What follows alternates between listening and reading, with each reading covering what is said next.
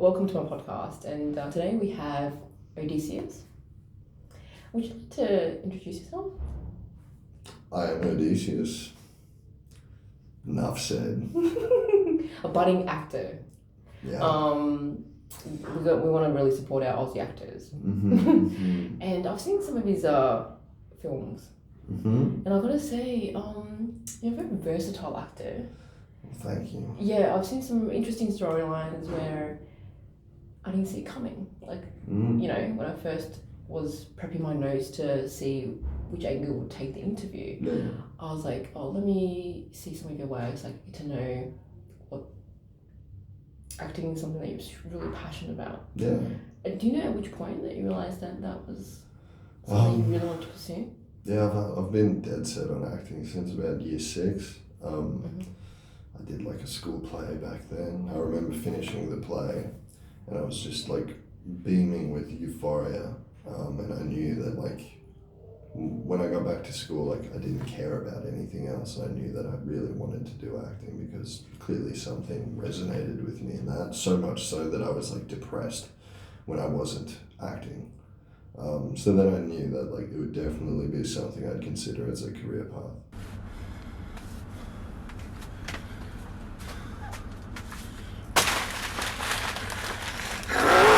It's gonna cost extra.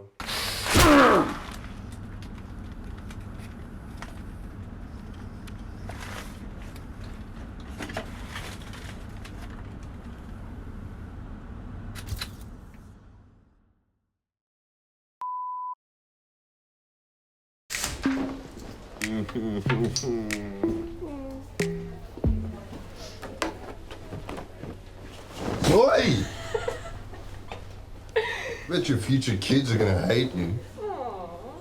You with the admin guy? He'll be all nice and chill. Then in comes this batshit crazy nurse for a mother. Dude, come on, we've got to be quick before someone sees. Why is endangering patients not a part of the job description? I can take you back inside to eat delicious hospital food if you prefer. Yeah, whatever. Jesus, calm down.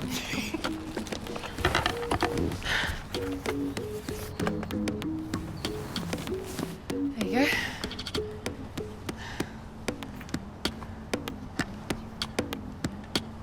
You gonna help me? Kidding. Dude, this is why you have to practice this before you go home. Yeah, well, this board is useless. I need Yeah, the something better. boards. Yeah. You know what you could do with an engineering degree? You could engineer something better. Stop saying pointless shit. Hey, focus on what you're doing. Shit. Fuck. Ready? Up. Good. Fist. Look what you did. Jesus Christ. Okay. All right. I've got you. Okay. We need to get you up on the seat.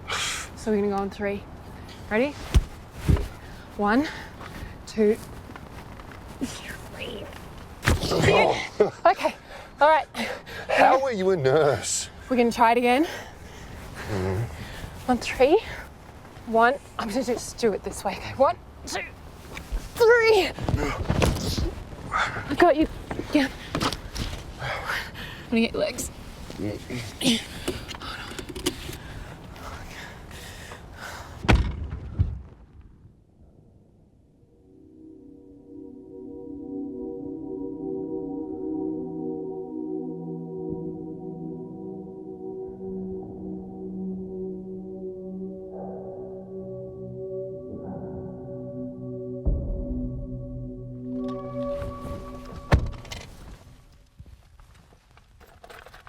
That was horrible.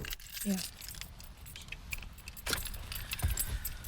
Yeah. And then you went to film school to. I studied VCE drama at the end of high school, and then since then I've done short courses in acting to build my skill set. Like I studied NIDA Open on South Bank, which is a constituent of the National Institute of Dramatic Arts, for those who know. And I did 2 short courses there in 2022, and then I did the year-long course there in 2023. And then in October 2023, I picked up the Melbourne Actors Lab with Peter Carlos. who's been in the industry for a while. He's a great method acting teacher. And then I started learning from him for a while and really just use these short courses and high intensity but short duration learning periods of acting, just so that I could actually get into the industry and actually get my boots on the ground, you know, and actually act and stuff. Because I found as soon as I acted in my first film, you know, you learn so much more just by actually getting in on the process. So yeah, just some short courses right now. Studied with Nida Open and Peter Carlos, and I've just been getting right into the industry. Did about 11 films in 2023. A lot of them were through the Melbourne Filmmakers Meetup Group, which is based here in Melbourne. That's been my main learning conduit, to be honest, actually getting experience. Because I've met many actors who, even though they have a degree in acting, they haven't gotten far in the industry, and if not, they're in the same position I'm in right now, only they've lost 5 years. So I didn't see a degree as totally necessary, and I've spoken to people and they quite frankly agree with me. So I've just been getting my experience up and doing what most actors do and should do, which is practicing here and there and building your skill set on the fly. It's good that you've covered that, because I was just going to ask you, is there utility in getting formal training before you go spread the word about your profile and go for casting? But you've answered that, and that is, you know, experience matters. Experience matters much the most. More. And in terms of formal training, as in a degree, I wouldn't say it's the most necessary thing, because it's a piece of paper that guarantees nothing effectively. You know, you can go into acting without it and learn just as much, if not more, doing it on the fly, doing short courses here and there, which you're supposed to do anyway. You can't just get a degree and then check out and never study ever again. It's like a lifetime learning process. 100%. You were saying you got to be really good at reading the script, the subtext. Can you let the audience know? Subtext. Well, I think we were talking about that. We were talking about auditions and how the industry is like steered towards self-tapes as opposed to live auditions nowadays. And in terms of subtext, like that really meant that like when you're at home doing a self-tape, you really have to do the homework on a script. And by that I mean, you know, you have to read between the lines, do your subtext homework and studies, and then once you actually step up to do your tape, you're able to tell where your character lies within the story because you've read between the lines and you've looked further into the story, because you've only been given a little excerpt of the script, so you don't know the full story. You may know a synopsis or a little blurb, but really the bulk of your character that you're going to pose on a self-tape comes from your subtext work, which is just reading between the lines. One format of an interviewing process is that you submit self-tape, so you record yourself reading the script. Self-tape, you know, it was one way of submitting that you're interested in the role, and that, you know, people give you the script, and then you film from home. You film. So acting. That appeared during COVID when we had the lockdowns and the restrictions, which was a bloody nightmare. It's actually when I graduated high school, it was really shocking the way everyone handled that, because we'd never had, and a lot of things changed because of COVID, and namely auditions and submitting for roles. So typically, before COVID, you would walk in for a live audition and, you know, you'd sit around and you'd see all the other actors around you and you'd feel nervous because you're worried about how they're performing and how you're going to perform, and then you've only got 1 or 2 shots to perform it your way, and then the director or casting director will tell you to change it up, and then you've got 1 shot at doing that all in person, and then they're on to the next candidate. You know, so that's how it worked back in the day. It would be a live audition and you'd only have a couple shots of doing it in person, and if you stuffed up, you didn't get the role. But nowadays it's completely changed because of lockdown and isolation. So they started making actors do self-tapes at home, which is basically an audition, but you use your camera or your iPhone, your own setup, and you film your audition. You can practice as much as you want. You can do as many takes as you want, though that might not be totally beneficial. You can do whatever you want, but then you have to stop recording, slap it on a computer and send it off through the web, and that's how you audition nowadays. And that process is it's had a pretty big effect on actors in general, I feel, because there was a whole not aesthetic, I suppose aesthetic, but there was a feel to live auditions, you know, and nowadays it just feels like a lot of actors are content with using apps like StarNow or casting networks or Backstage, and they're really content with staying at home, not seeing other people, just submitting self-tapes on end. And I've met plenty of people who, you know, just haven't, like I said, the last 10, 11 films I've done, where I got all through networking, which is face-to-face, meeting people. I got to know writers, I got to know directors, and then they cast me in their film. Nowadays, a lot of people are doing self-tapes at home, which means they submit a little video, and then they send it off to the casting director or the director or producer, whoever, and then that person just takes a look at the video, judges them at pure face value, doesn't know anything about this person, and then says yes or no.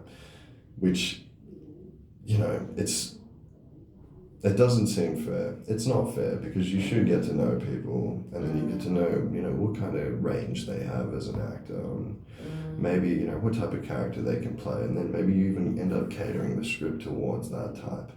But instead, now with self-tapes, it's really just face value auditioning, and I've seen many actors who haven't done nearly as many films as they should have, purely because they've only been dedicating their time towards self-tapes, because it feels like, you know, they're fishing as many times as they can, and one day they'll get a result, but really, you know, they should be focusing on networking. Yeah, I saw you transition, even physically. I think this is something phenomenal about actors.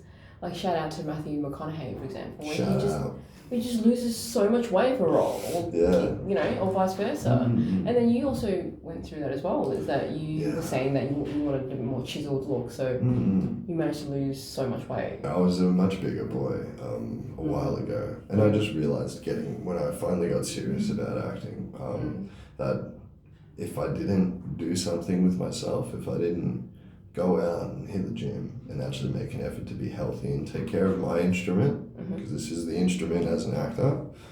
If I didn't do that, then I wasn't going to be able to play the characters I wanted to play. I was going to be cast as, you know, comic relief, whatever you have, you know, characters that are of the bigger variety, you know, I'd be cast as them, and they're not typically the characters that, you know, an actor wants to play.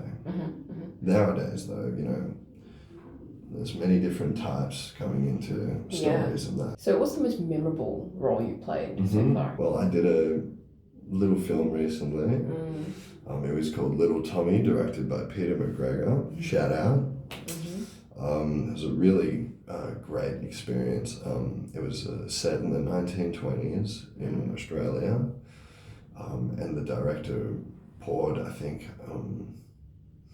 not too much, but a lot for one guy. You know, he poured like $1 grand or $2 just into the set design and the props to make it seem really authentic, and costuming as well. And I played a semi-sadistic character who was like a bit of a criminal. I won't spoil it too much. But he had this big scar under his eye, and I got to play around with a gun, like a prop gun, which was really fun. It was my first prop gun. And then on top of that, I had to deliver, it ended up being like a 30-minute monologue. I smashed that out in like, I think it was 2 takes we did. Wow, 30 minutes. Wow, you had to talk alone into the camera. Yeah, 30 just minutes. about. Yeah. Yeah. And, well, actually, no, it Because wasn't 10 read, pages. I've read scripts before, and I know that, you know, for about 30 minutes, it's a lot of pages There's a lot of dialogue to, there. to retain. Yeah, for sure. It wasn't 10 pages of dialogue. It was probably around 6 to 8. But really, what made it drag on were moments between sentences where the character would have to internalize and think, and then start talking again. You know, that's what dragged it on and made it really 30 minutes. Yeah. Okay. Okay. There was like acting, movement, and yeah, you know, like they were presenting the scene as totally. part of. And that's what dragged it on. Yeah. It's like, it wasn't exactly 30 minutes of straight talking. Yeah. It was 30 minutes of, you know, emotional venting, pretty much. And you'd stop for like 5-10 seconds and think, and then talk again. And that's what made it 30 minutes. But that's not to say that it wasn't long. It was bloody long. And one thing that helped me like memorize that was just connecting the context between sentences and actually creating that mental continuity upstairs so that for sure. I could actually say something, mean it, and think about it. And then once I stopped talking, I'd internalize and think about this event that would trigger me saying the next line. Yeah. And that's what really helped, like performing that. It's easier. It's not easy, but it's simpler than it seems. Yeah, it's definitely easier said than done. Perhaps, yeah. Because you're juggling maybe the director's intentions of where he wants to take the film, and then your interpretations. Yeah, totally. And the director was really awesome, though. We had a couple rehearsals beforehand, and he really sat me down and walked me through every line. And we even spoke about like the imagery that when the character was describing stuff, like how things would have played out. You know, obviously you got to go see the film because then you wouldn't get it. But the director really sat me down. He walked me through every line and the subtext in what he was saying. And that really helped, and we soon began to align on what the character looked like. And he was very happy that I was able to pump that monologue out. He was very happy with it. So you reckon it's important for you to read the script of the whole entire plot from start to finish? Because I've come across some actors that go, because of due to the such busy schedule, that they can afford to only study their part. Yeah. You know, so they don't even have time to read the whole entire story. Because, you know, mainstream, for example, Hollywood movies nowadays are like hour and a half to about 2.5 hours, right? So obviously there's a lot of reading. So what's your take about how do you normally prepare for your role? You know, each actor has their own different method. Yeah. Like some actors will buy into that and read the entire script back to front, study every single bit of context, subtext, all the inner monologues and the psychology of each character, and they understand the script back and forth so that when they finally step into their own character's shoes, they understand where they fit into the grand scheme of the story. And then there are some actors who like to keep it authentic and real, so they only read their character, they only study their character, and then when they step onto stage, they perform, and then they're able to have the other character say what they say next, and then it's this authentic and natural response to that because they've studied their character so well. They know how they'd react to something like that, but they haven't heard it yet. So there's different ways of approaching it, and I think really it depends what kind of actor you are. You know, if you cater towards more of an authentic and natural response to stuff, or if you know you really love the story and you love understanding everything and getting to know stuff. And you know, there's benefits to both. With one, you get more of an authentic response. With studying the entire story, you're able to figure out stuff that maybe your character might not know, and then you can end up playing towards that more, or playing towards it less, so that it can become more prevalent in some sense. It really depends on what type of actor you are, but both methods work, I'd say. Because some actors just want to improvise, you know. They don't want too much detail because their energy level spikes when they're on stage, when they're in front of the camera. The confidence level just shoots off through the roof. my reaction. Mm-hmm. Yeah, like what you're saying, the most natural, organic, Yeah. authentic reaction. And Unprepared. you get two types of improv with that like way of thinking. You know, you have someone who only studies their character. Theirs would be like a really natural improvisational reaction to stuff, and they would admire that for what it is. You know, like it's the character flowing through them, and it's like a symbiotic relationship between the character, them, and the story. The other actor who studies everything, maybe when they improvise, they'd be able to cater their improvisation more towards the story or the character or the effect that their character has on this scene. They'd be able to, you know, it's improv, but they'd be able to steer it a little bit because they understand everything in the grand scheme of things, you know. There's two different types of improv that come out from this way of like acting, you know, and there's probably other ways of thinking out there, you know. I'm not an expert by any means. So now, is it something that you learned on set? Because once again, it goes back to what we were saying, that does formal training, is it really necessary? And you were saying, from experience, sometimes being on set, it's like you retain so much more information. Yeah, you do. This improvisation thing, did you pick up on that technique, acting technique, on set, or you reckon they did teach you in film school? I mean, you know, there are improv classes out there. I've actually not taken too many. I've had instances where I've had to improvise and stuff has worked. But, you know, because improv isn't my strongest suit, you know. Yeah. I haven't typically used it on screen because on screen you're really concerned with, you know, continuity and like turning over the shot. You don't have, you know, they want to shoot however many shots in a day and you don't have time. You don't have that much time to play around and have fun. They have to set up the next shot. You know, they don't want to give you another, you know, you're not Robert De Niro yet. You don't get to do 50 takes and do it however many you want, or, you know, I don't know how he operates, but when you're a bit more low key, you have to cater your performance towards the production. You know, you can improvise here and there, and they may give you some space within a take to improvise, but I haven't experienced it too much just yet, not on screen. So you reckon, obviously understand the production time and liaise with the director and say, would you like me to do this again? Yeah. Do you want another option? Yeah, because I've got another way of, you know, acting. Yeah, totally. And like it would depend on the director's take. It's always the director's word. If he wants another take where you spin it up a little bit, then he would ask for that, or you'd ask if he wants that. Yeah. Or if he's perfectly satisfied with the take you just did, then it's on to the next shot. You know, we're on the clock here. Yeah. Because I've seen movies where it's like, can I interpret this as a happy ending or is it like open to interpretation? Yeah. You know, sometimes the closing scene is open to interpretation. Yeah. Depending on how the audience sees it. Mm-hmm, I think that's what makes film so interesting. Yeah, definitely. Because the director have one way of a message that he wants to, you know, get out, but then sometimes the audience interprets it their own way. Totally. And sometimes it's better to leave it in the audience's hands as well. You know, like I've had a couple of scripts float by where, you know, like the director has a really consolidated idea of how they want the story to end.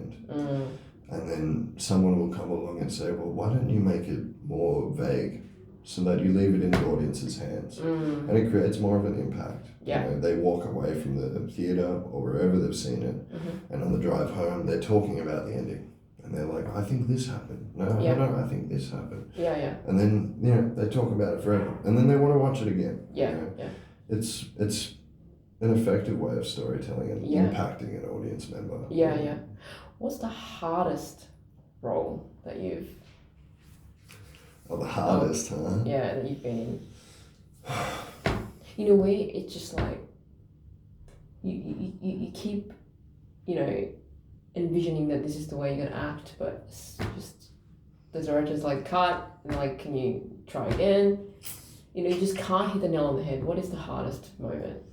And when it gets hard, how do you overcome that? I don't know. I haven't experienced a total block on set or in theatre where I'm performing a certain way and I can't perform a different way. And I haven't had like a one-on-one with the director where they're really trying to get me to change my performance to a way they want, and I can't. I haven't had that yet. I try and like, I always ask the director or whoever's scrutinizing my performance if they're happy, what I should change. And even if they say don't change it, I sit there and think like, maybe I could. What if I did this? What if I did that? But in terms of a hard performance, and something that maybe along the lines of that, it would probably be playing Jack in What's It Gonna Be, directed by Emily Quattrocchi. Another shout out, she's a legend. In that I had to play a disabled character, and I tried to take it very seriously because obviously I'm not disabled, but the character couldn't move his legs, and the director really held my hand and walked me through that process of like how you operate when you're in that state. But I remember there was one take on set, I'll cringe for the rest of my life, but there was a scene where I get the covers yanked off of me, and we did one take of that.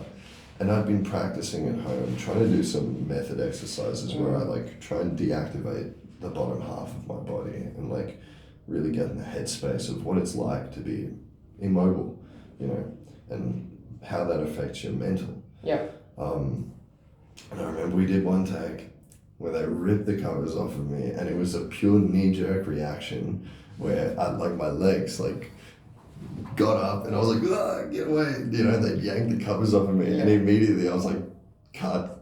I just, you know, and everyone in the room saw like my characters, you know, so they were just like, all right, cut, we'll do it again. And I cringed really hard. And even there are some moments in that film where I feel like you can, you know, I worry that like maybe that's not how someone of that life would move. You know? And that was probably the hardest one because it's so far from my circumstance right now. You know, and I just worried that, was I doing it justice? Did I do it well? And I asked the director many times, and she said she had faith in me. And, you know, I'm very proud of that film, but I'd say it was probably one of the harder roles that I've taken on right now. It's a credit to Emily again. She taught me how to use a wheelchair.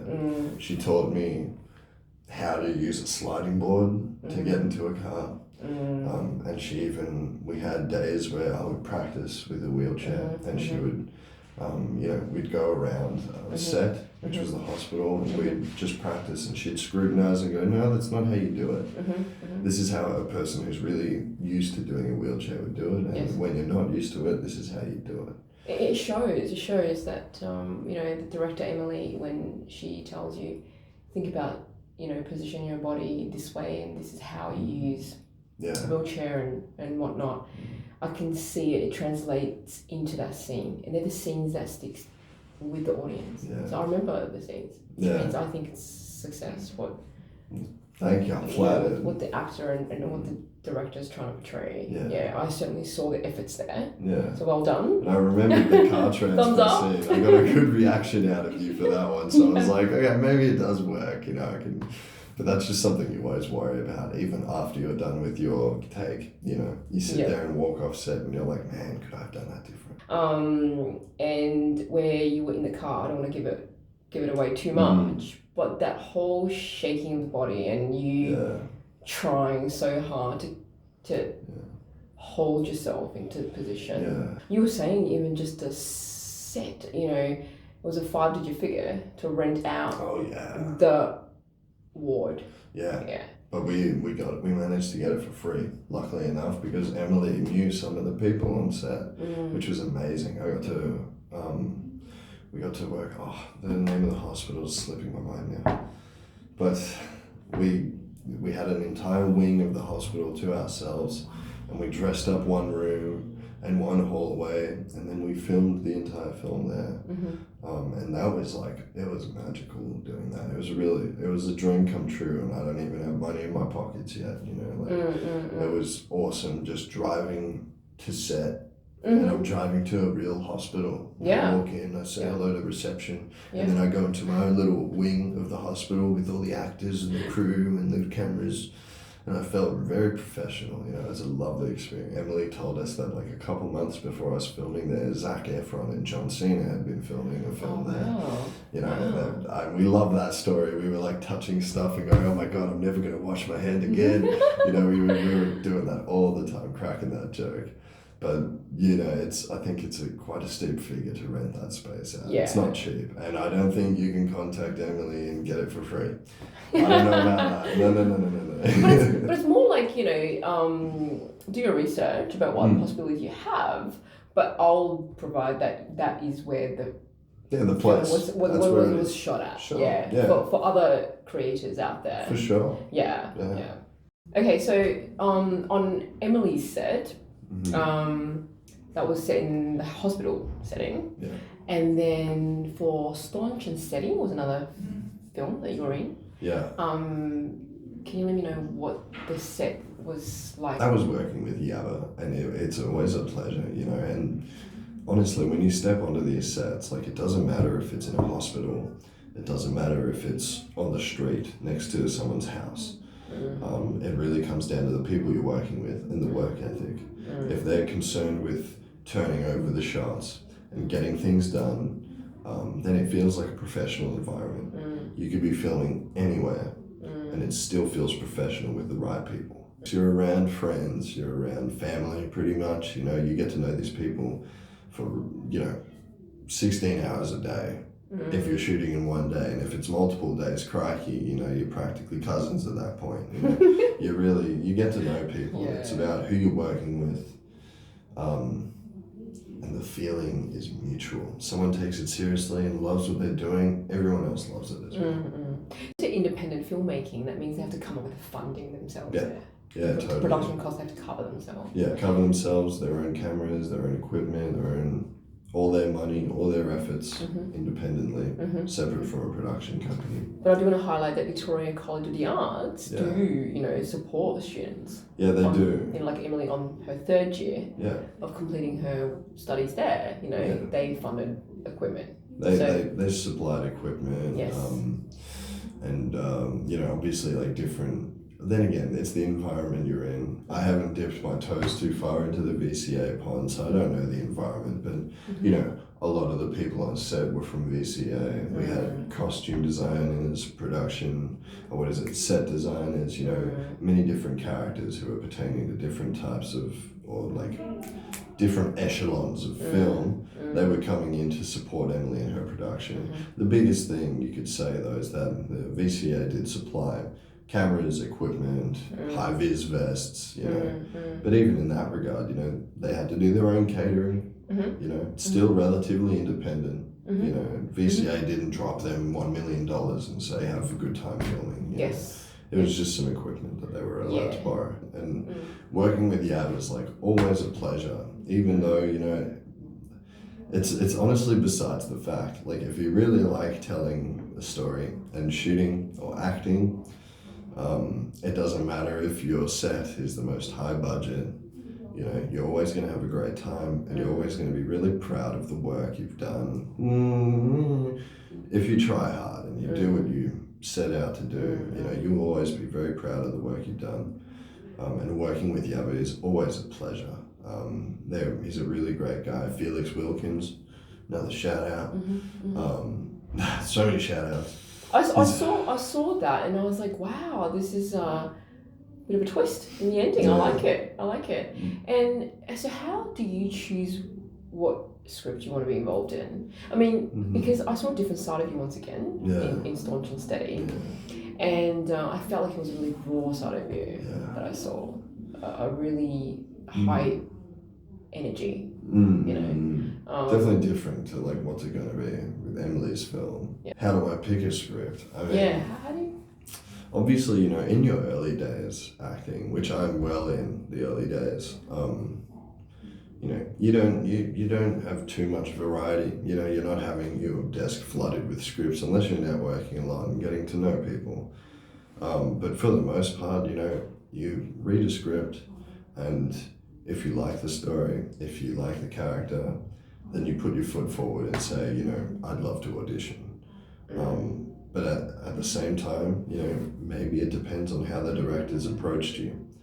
Like, you know, I've had some cases where I've had people approach me with offers for roles and stuff, and the way they posed their story seemed disingenuous. You know, it didn't seem like they really cared about the story. It didn't seem like they cared about the character. It seemed like I was a convenient actor for them, and that didn't inspire me to go, I really want to be on this film. This is going to be a great experience. You know, and like it may be things like that play into whether you take a role or not. You know, if a director just comes up to you and says, yeah,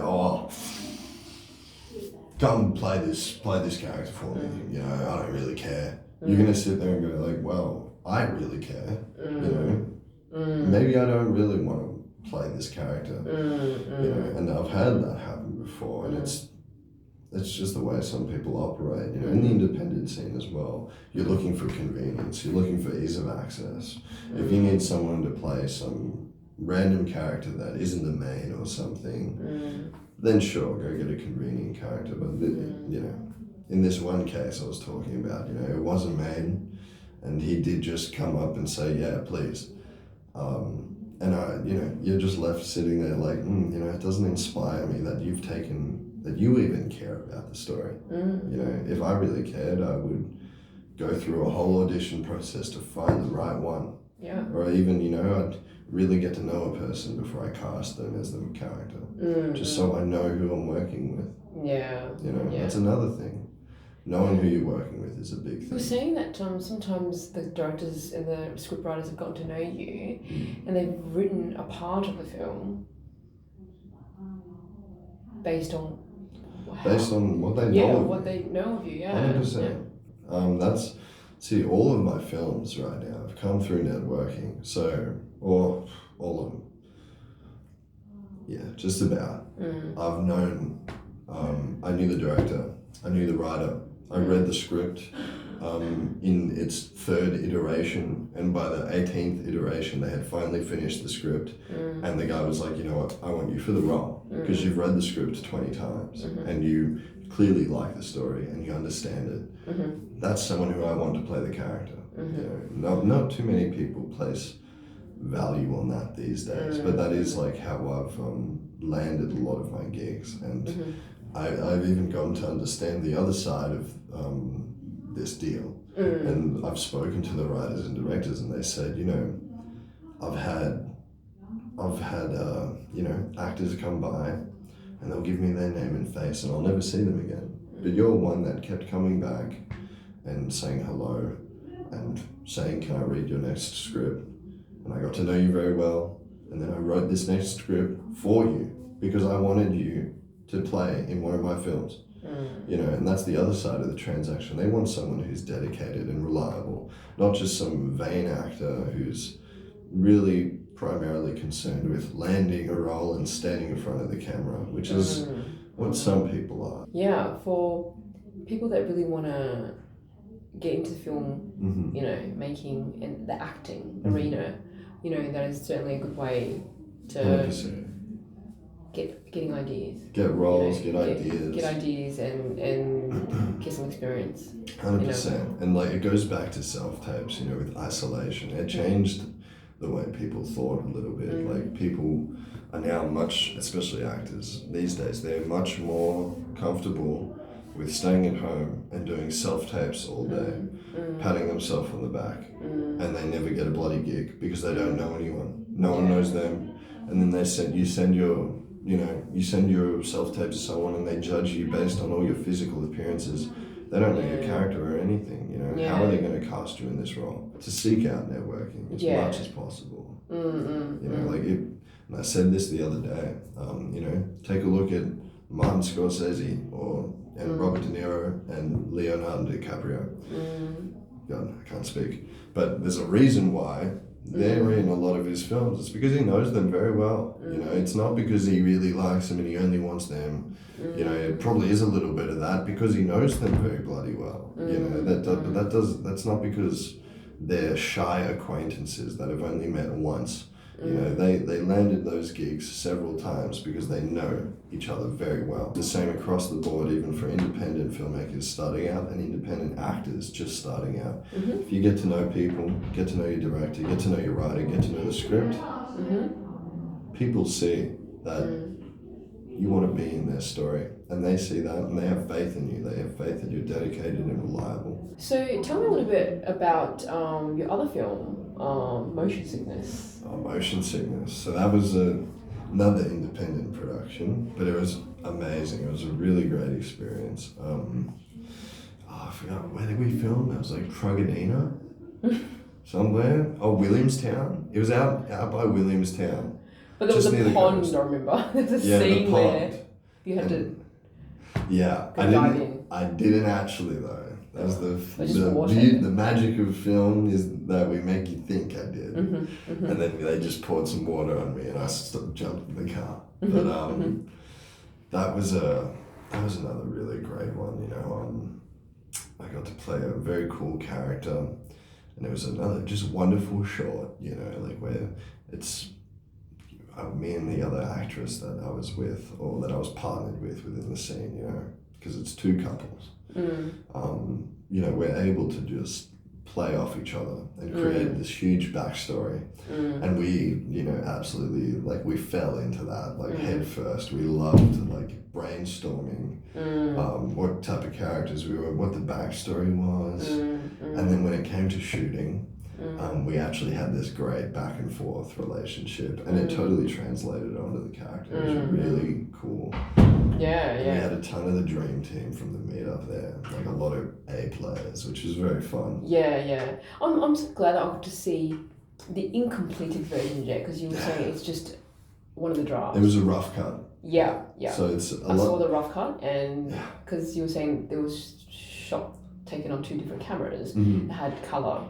Yeah, there was a bit of grading that needed fixing. There was some color grading disparity between shots, which is totally fair. You know, it's in its rough stages, and that's something I realized too. Is that post production, especially in independent films, because there's no turnover, there's no due date. This is just someone who wants to make a film, and then once they have all the footage, they may have the tendency to take their time getting it out into the public. And Motion Sickness, the one I showed you, was a rough cut. And I'm not sure if we'll have the full cut for the interview. I'm hoping we should. The director is coming back from Thailand or somewhere, overseas. He's coming back from overseas very soon. And the writer himself is like just now like finishing up the rough cut, and then he wants the director to take a look at it. Then once they do that, they're going to have it all finished up. And that's going to be great. Yeah. But there were some things on there, some things that you can't, you know, sometimes it's out of your control. Like, I remember one of our microphones died on that shoot. Yeah. So they've been dealing with the biggest headache ever since. Because did you have a spare? Nope. But we had I think a boom. But booms aren't good for outdoors, I believe. You really want it. You want like you know, I'm an actor. I'm illiterate. I don't know like crew terminology or camera terminology. You know, like the gear. I'm an ignorant actor. I love claiming that because crikey, when you step in front of a camera and you look at a DP, and they start lining up the ISO and everything, whatever the hell, like it's a completely different planet that they're on to you. Like I'm up in the clouds, they're well on Earth trying to film a shot. Yes. You know. And DP stands for? Director of Photography. Yeah. Yeah.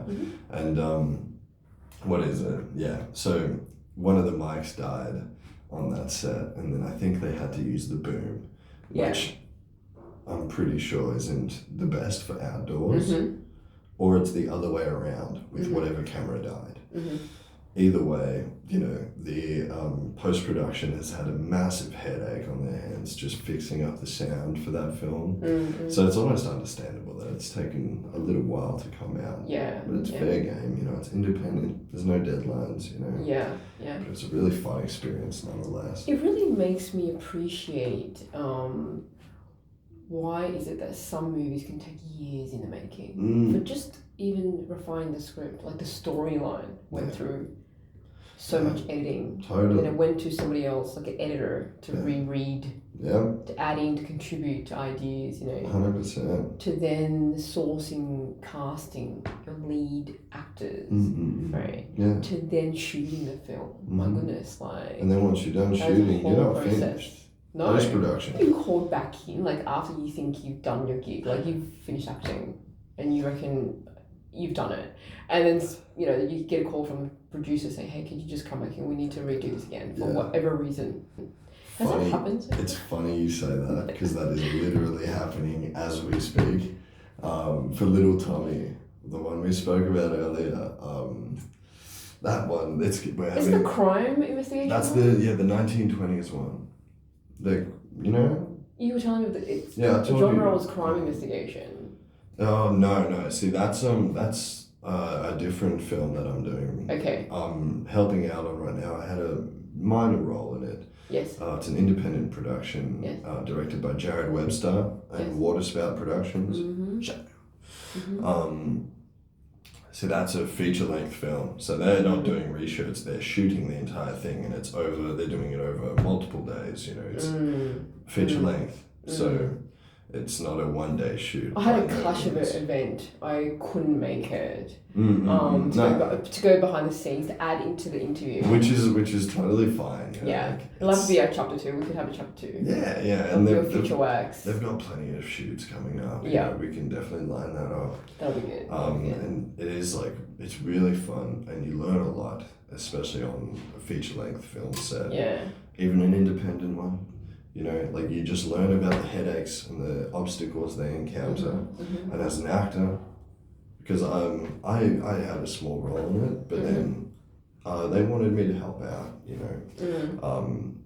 in any capacity that I have. And I've done plenty of things on set at this point just to help them out. And you learn so much about making the process easier as an actor, be it not being as pedantic or trying to change stuff on the fly, or if it's just being cooperative in general, or even trying to help the crew in an independent sense. I don't know if you could dip toes in different roles when you step onto more higher budget and professional shoots. But you just you learn a lot from being able to sit back and watch the film process. Crew and the director, they get there a couple hours before the actors. And the actors rock up and they do a little rehearsal and they perform. The actors, if you're going into gigs strictly as an actor, you do not get the full picture of how complicated and how much work goes into creating a film or the set for that day or the shot. And I've just been learning so much being able to step onto a feature-length film production. One of the actors that I have to say hats off to him, Jackie Chan. Jackie Chan. I've seen some of his interviews, phenomenal. The guy is just he's in front of cameras, behind the cameras, and even just some of the funny bloopers of, Rush Hour. Yeah. Jackie Chan, a respect to him. Jackie Chan, Jackie Chan's a legend. Yeah, because he would be behind the camera as well, doing everything he could. I don't know.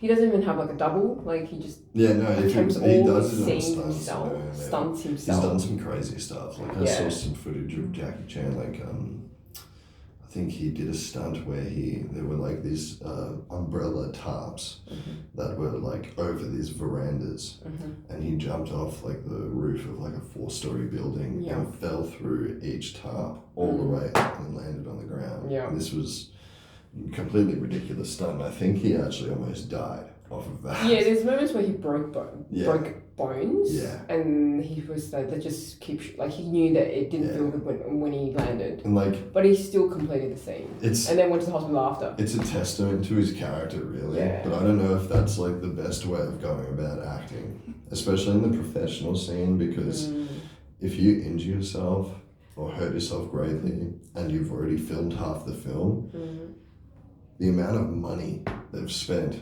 filming that half of the film, and now your face is messed up or you've broken your legs and you're gonna have to postpone it all. If you know what you're doing and you want to do your own stunts, by all means, God bless. Yeah. But if you're a bit of an ignoramus like myself, Mm. and you want to go jump off a 3-story building to do your own stunt, Mm. you might just end up hurting yourself and screwing over the entire production. Yeah, like I certainly see your point of view, but I think Jackie Chan's era was obviously the 90s. No, yeah, You know, back in the days, like when they didn't have Well, he just wanted to do his own stunts, I'm sure. as well. But I get what you're saying. Is that he was confident that he could do Yeah, it. he was confident that he could. Yeah, and he kept his. And he did very well. Yeah. And like obviously that's what helped his career quite a lot, is that he had that reputation going for him. That's right. Because I brought this up is because you were saying that could you dabble into other parts like photography and the camera work as an actor,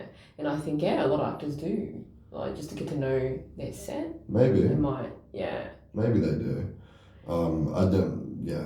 Because I was seeing some of the interviews in Asia's cinematography, like film arena, is that some of the actors, in order to understand where the camera is, they'll need to know, why is it a reason that I have to go from this side to get in front of the camera? Mm-hmm. Yeah. So otherwise you're not in the scene. Yeah. Yeah. Oh, yeah. So you get told, like, the camera person will tell you want to walk from this part left to right into this side. Where I'm. And if you're experienced enough, Yeah. if you know how shooting works, you know, you'll figure it out before they start rolling. You'll go, all right, am I in the frame here? Yes. If I reach out frame here, can you see my hand? No, okay, I'll do it here. You know. Yeah. There are. You know what I mean? Like, you don't want to start acting, and then you're not even in frame. Yeah, That's exactly. what I'm saying. I actually, on Emily's film, what's it going to be? There's a little story for you. I had we were doing the scene in the car when I had this big freak out moment, and there was a scene. It's an emotional scene between the two main characters. I have a freak out, and then the nurse, my character's nurse, she has a little bit of a breakdown when talking about how she operates in a relationship. And there was one take where the director didn't tell the actress that it wasn't her close-up, right? So what happened is they're filming me reacting to the character breaking down. And this actress, God bless Emily, other Emily, not director Emily, actor Emily, God bless her, she smashed this take out the park. It was this perfect take where she broke down, and then it was one singular tear. Yes. And perfect delivery of the lines, and then cut. And then we realized she wasn't even in the frame. Yeah. She smashed that take out the park, and she wasn't in the frame. And then the DP was sitting there with the camera, and he's like looking at her mid-take, and like, oh shit. You know, like. I can remember Emily, the version I saw, you equally smashed it. It was fantastic. She, I saw the emotions and well. I could really resonate. Yeah. I understood what you were the message you're trying to portray. But it did cause this little obstacle in the moment where she had to get up. She's like, all right, I just need a minute to like work myself back up. You know, and it's... To get one more tear out. Yeah, to get that one more tear out. Did we see one tear on the version? She did it again. She did it again. Was it just one more tear? She did it again. I definitely saw smashed tears. it out the park. I saw it. Yeah, there was tears. I remember in the moment. Mm-hmm. You know, we did a couple more takes, and on the last take, or the second last, she smashed it out the park again, which is a testament to her acting ability, really. Yeah. But it's just that story, you know, like the disparity between the director or the DP and the actor. If we haven't been totally clear with each other, then you might deliver the performance of your lifetime, and it's not even your coverage. But thankfully, if you're skilled enough like Emily was, you're able to work it back up and still deliver a really great performance. And she was. She's such a natural actress. Yeah, she did so well. She's a great woman. There was nothing awkward about her scenes. And every time in any scene that she was at, when she was collaborating with you in some of the scenes, was just you and her. Just everything flowed really well. Yeah, we had a great back and forth on set as well. And that played into it as well, I feel, because we had this playful energy. Because the two characters, they know each other well. Yes. They're very comfortable around each other. Yes. And we were just able, I think we'd done some rehearsals before, we had. And we got to know each other well. And then once we stepped on set, we were able to have this like pesky, like, not pesky, but like playful energy that totally fed into the performance. And it really worked out. I loved it. I saw the energy and I felt like that was the case. Thank you. I felt like you guys knew each other, before, the camera rolled, and that helps. I think the energy flows, you bounce off each other. Totally. And you're comfortable. Yeah.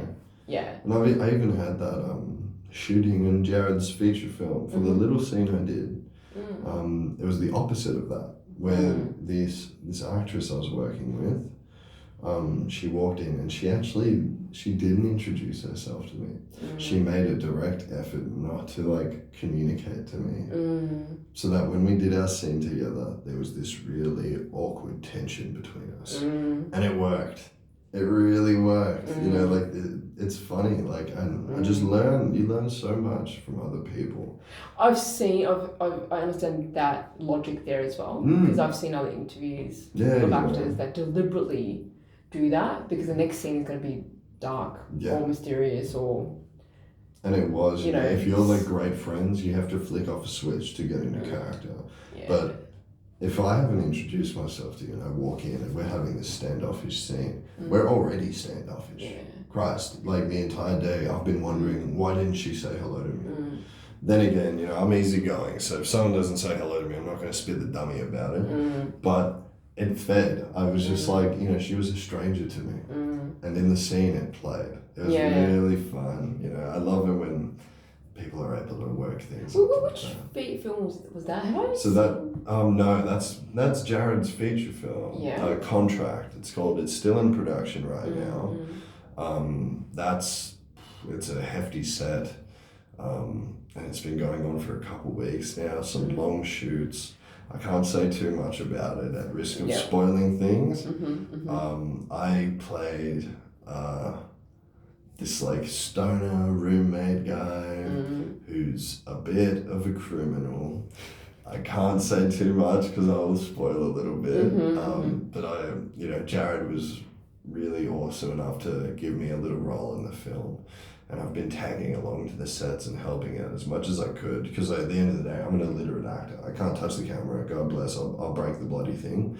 I can't do sound, it'll be peaking or way too low, something like that. I could barely even do the clapper. There was one day I was doing clapping and the first 20 times I did it, I couldn't clap the thing properly. I was trying to do it with one hand and I just couldn't. I couldn't, so I helped out as much as I could with lighting. Can I just say, clapping's not easy because I did it. It's not. It's not. It's not easy and it gets to figure out shots, the scenes, the takes. It's not easy. And you got to keep count. We're not talking basic maths here. We're talking get to know the directors and get to know what is the director requesting next, and then gauge, is it scene one, shot one, or take one? You gotta be on the ball. You gotta be on the ball, and because tell you, on set people are vibing, the ideas are dropping, right, and things change. You're expected to go along with it. Totally. And so for a longer shoot, it's not you. Well. It's not you. I just want to say, Odie, it's not you. It's not easy. I wouldn't be surprised either way. It's easier said than done. It is totally. Yeah. Totally. You have to be on focus for. I was so it was high intensity focus. Yeah. You know what scene, what shot. If the camera moves a little bit, correct. You got to change the shot number or letter. Because I was told that they're relying. Yeah, I was told that they're relying on that as indication when it came to post-production editing. I was like, oh hell no, I'm not stuffing that up. There was I can't be it. It was a lot of responsibility there. I just knew that I better focus. 100%. Because what if they can't retrieve that scene? Like in their minds, they think the club have done the work and not knowing that the numbers are not correct and then you just cause a massive headache in post. Correct. And then they're sitting there like, God damn it, Mel, she couldn't bloody do it. It's embarrassing. And I'll tell you, there was one take on Jared's film where I screwed up slating, and I reckon they're gonna have a headache. It was a tail slate, which is when you don't do it at the start, but you do it at the end. So what you do is I'll film, and then you say tail, and then you step in front of the camera and you show the slate. You're like, scene whatever, shot whatever, take whatever, turn it upside down, and then they know that it's at the end of the recording. You know, like it's the camera's there. They'll shoot the take, and then the clapper will come in at the very end. Oh. Show the clapperboard, and then turn it upside down for, you know, whatever reasoning you want. But they'll turn it upside down, and that's called a tail slate. And we had 2 of those to do, and I remember I was just like overwhelmed, because the reason why I couldn't do it at the start is because the doorway's so packed. We had to get people to move just for me to get the slate in there. And I didn't write take 2. It was take 1 both times. And I was just cringing so bad because I know they're going to have a headache later. They're going to not know which take it is. And it causes like a domino effect of headaches, because then the sound guy who's marking the files is like take 1, scene whatever, shot whatever, take 1. Scene whatever, shot whatever, take 2. Exactly. And he's also, sitting there like, so what did you write for that one? And I'm like, dude, I don't know. I wrote 1 for both of them. Like, you know, it's so cringy, man. yeah, and also, like I said, it's a domino flow-on effect, because if it starts up at that point as 1-1, both takes as 1-1, then the next one is 2, 3, 4, 5, 6, 7, all wrong. What is it? Wrong. What is it? What's the next one? Yes. If that was technically the second, but you did 1 for both, and then is the other one second, or is that third? You skip 2? It's slating isn't easy either. Filming isn't easy in general. You know, it's what a lot of people, including myself, realize. Like, you step onto a set and you see just how seriously people take it, and how rigorous the process is. Yes. You know, long days, long shoots. That you're not having some ball in a theme park. Yeah. You're sitting there as an actor. You know, you'll be sitting there, and then you're called onto set. You're done with your scene. You go back. That's all you got to do with that shot. You know, maybe you do the reverse shot next time of the other actor. You know, and then you're done. Yeah. And then you sit out back for another 4 hours while they shoot stuff that you're not in. Yeah.